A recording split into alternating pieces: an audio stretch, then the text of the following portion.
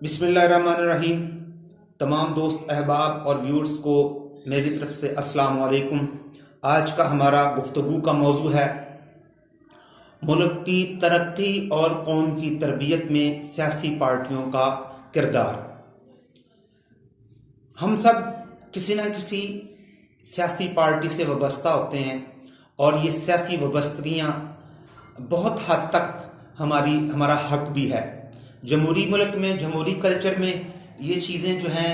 वो बहुत ज़्यादा अहमियत रखती हैं और यही चीज़ें जो हैं वो आवाम के को शऊर दिलाती हैं और अपने हकूक़ और अपने राइट्स के लिए एक इंसान के अंदर एक तहरीक पैदा करती हैं। तो आज का जो हमारा मौजू है वो यही सियासी पार्टियां और इनका अमल और इनका किरदार क्या है। हम सब जो है वो अपनी अपनी इस्तात के मुताबिक हम पार्टियों से वाबस्ता होते हैं और अक्सर हम में से वो लोग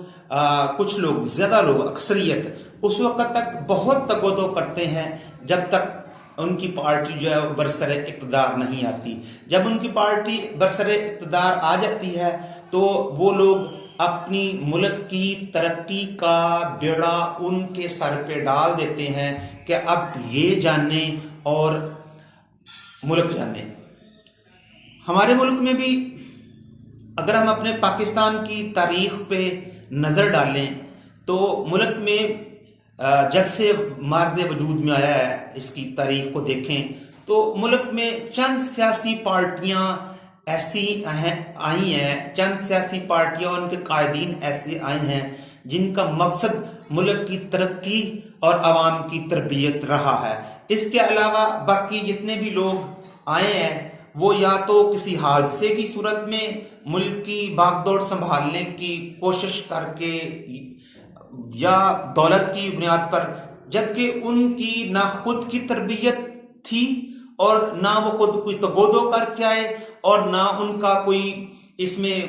किरदार था। उनका मकसद था हुकूमत, इक़्तिदार जो उन्होंने हासिल किया और इसकी उसके मज़े लिए और इसके अलावा और कोई काम उन्होंने नहीं किया, बल्कि उन्होंने अपने ज़ाती मफाद को मुल्की मफाद पे तरजीह दी। और इसी वजह से, यही वजह है कि वो लोग जब हुकूमत में आते रहे उन्होंने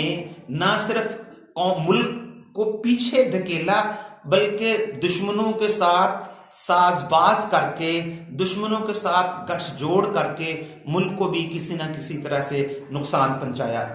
तरक्की और तरबियत के लिहाज से अगर हम सियासी पार्टियों का बगौर मतालिया करें तो इसमें बहुत सारी चीज़ें हमारे सामने आती हैं जो इससे पहले हमें हमारे शऊर में नहीं आई हैं। मतलब सियासी पार्टी जो नजरियाती सियासी पार्टी है, जो नजरियाती नहीं है, जो अपने मफाद के लिए आई है, उन्होंने अपने कारकुन, अपने अराकीन और अपने वोटर और सपोर्टर की तरबियत इस हद तक पक्की कर दी है कि आप देखें, आप लोगों के साथ बात करके देखें तो उनके नजरियात अपनी पार्टी को लेके इतने वो रिजिड होते हैं, इतने वो अपने नजरियात पे कमिटेड होते हैं कि हम कोशिश करने के बावजूद उनको उनके नजरियात से हटा नहीं सकते। अगर उसका लीडर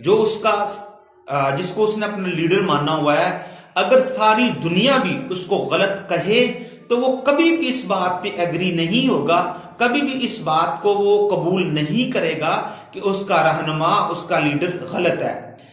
जब हम ये बात देखते हैं तो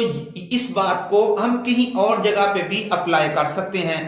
वो तरबियत जो दरसगाह में, जो स्कूलों में, जो कॉलेजेस में और जो बहुत और जगहों से हम तरबियत हासिल करते हैं वो पीछे रह जाती है। सियासी पार्टियों के अराकीन, सियासी पार्टियों के कारकुन अपने आप को इतना मजबूत अपने नजरियात पे कर लेते हैं, वो चाहे गलत हों चाहे सही हों, कि वो लड़ने मरने तक इस बात पे चले जाते हैं। तो मैं ये गुफ्तगू इसलिए करना चाह रहा हूं कि मुल्क की तरक्की जो है और अवाम की तरबियत जो है उसमें सियासी पार्टियों का अमल दखल इस हद तक है जो कि नाकाबिले बयान है। मैंने सारी बात पीछे कर दी है कि इस हद तक लोग जो हैं वो इस चीज को समझते हैं कि हम सियासी पार्टियों से वाबस्तगी इस तरह से है। माजी में जब भी हमने किसी कौम की, किसी मुल्क की तरक्की को देखा तो उसमें वो लोग, वो कौमें तरक्की कर चुकी हैं या तरक्की कर रही हैं जिनके लीडर, जिनके हुक्मरान जब इक़्तिदार में आते हैं और जब इक़्तिदार से बाहर होते हैं तो वो अपने आप को इंसान ही समझते हैं और उनके इंसान अपने आप को इंसान समझने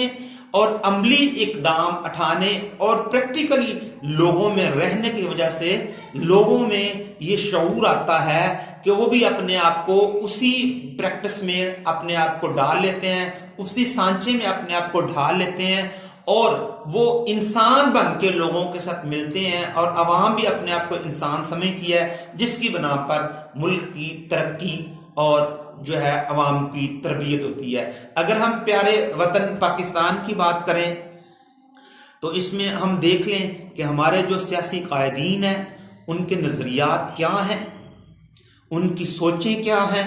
और जो उनके कारकुन और वर्कर हैं उनकी नज़रियात और उनकी सोचें भी वैसे ही हैं जैसे उनके कायदीन की हैं। हमारी हुकूमत में आने वाली जो जमातें हैं, जो भी हुकूमत में जमात आई उसने अपने मफादात को तरजीह दी और अपने कारकुनों को नवाजा, जबकि इसके साथ साथ अगर हम साथ में अपोजिशन के भी और दूसरी सियासी जमातें, मजहबी जमातें जो हैं उनको हम देख लें तो हर कोई अपनी 1.5 ईंट की मस्जिद बना के खड़ा है और हर काम में वो ये चाहता है कि मेरा ही नाम हो, मेरा ही डंका बजे, मैं ही इस मुल्क का मुख्तार कुल बनूं और मेरे अलावा कोई ना हो। आप देख लें कि हमारी तरबियत में ये चीज़ शामिल नहीं, ना तो हमारे सरबराहान में ये चीज़ शामिल है और ना हमारे एज आ अवाम, एज आ कारकुन ये चीज़ शामिल है कि हम किसी के अच्छे काम को अप्रिशिएट कर सकें, किसी अच्छे काम की तारीफ कर सकें। नहीं, ऐसा हम बिल्कुल नहीं कर सकते। किसी के अच्छे काम को भी अगर हम देख लें तो हमने उसको गलत साबित करने की कोशिश करनी होती है और हम अपनी सारी तवज्जो, अपनी सारी तवानाई इस काम पे लगा रहे हैं और लगाते जा रहे हैं कि कोई भी इंसान जो है, जो दूसरा इंसान है, वो हमसे अच्छा काम कर सकता है। हम ऐसा कभी सोच भी नहीं सकते। हम यही सोचते हैं कि जो काम मैंने किया, जो काम हमने किया या जो काम हमारी पार्टी ने किया वही सबसे बेस्ट है, जबकि दूसरी पार्टी कुछ भी कर ले, कुछ भी कर ले, वो जितनी सिंसियर या जो दूसरा इंसान जितना सिंसियर होके, मुखलिस होके वो लोगों के साथ पेश आए, हमने उसको कभी भी अच्छे अल्फाज में तारीफ उसकी नहीं करनी। तो इस चीज को लेके मैं एक बात, एक मैसेज, एक पैगाम पहुंचाना चाह रहा हूं कि सबसे पहले तो ये हम पे लाजिम होता है कि हम अपने कायदीन को सिलेक्ट करते हुए, अपनी सियासी पार्टियों को सिलेक्ट करते हुए, अपने नजरियात से हम आहंगी रखने वाले लोगों के साथ अटैच होते हुए हमें इस चीज को बहुत ज्यादा देखना पड़ेगा कि वो लोग, वो सियासी पार्टियां जो हैं वो किस हद तक मुल्क के साथ सिंसियर हैं, किस हद तक वो अवाम की भलाई चाहती हैं। हर पार्टी, हर जमात, हर हुकूमत में आने वाली जमात या हर सियासी पार्टी, मजहबी पार्टी, वो अवाम जब वो आती है इक़्तिदार में या आने की कोशिश करती है या जब वो अपना मंशूर जाहिर करती है तो उसमें सबसे बड़ी बात ये होती है कि वो अवाम को ऐसे ऐसे सबज बाग दिखाते हैं, ऐसे ऐसी बातें हवाई किले तामीर करके देते हैं कि अवाम समझ लेती है कि वही उसका जो है वो नजात दहिंदा है, वही उसको, इस मुल्क को तरक्की करे देगा। इस मुल्क की आवाम की, इस मुल्क के आवाम के लोग, आवाम के हकूक का रखवाला वही है। उसके आने से मुल्क जो है वो तरक्की करेगा। मुल्क में जो अपना चीजें हैं वो अच्छे तरीके से चलनी शुरू हो जाएंगी। तमाम लोगों को रोजगार मुहैया होगा, इज्जत महफूज होगी, औरतों के हकूक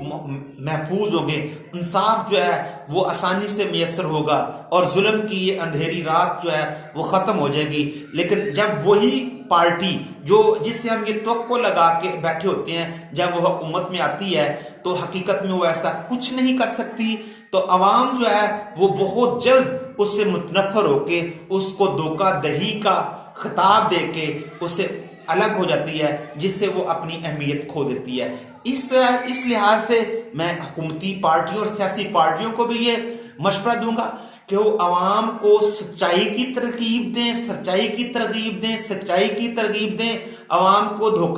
धोखे में ना मुब्तला करें। जो पॉसिबिलिटी है, जिस तरह का भी पॉसिबिलिटी है, वो आवाम के सामने लाकर रखे। और अगर वो ये चीजें नहीं कर सकते तो वो अपने आप को इस तरह के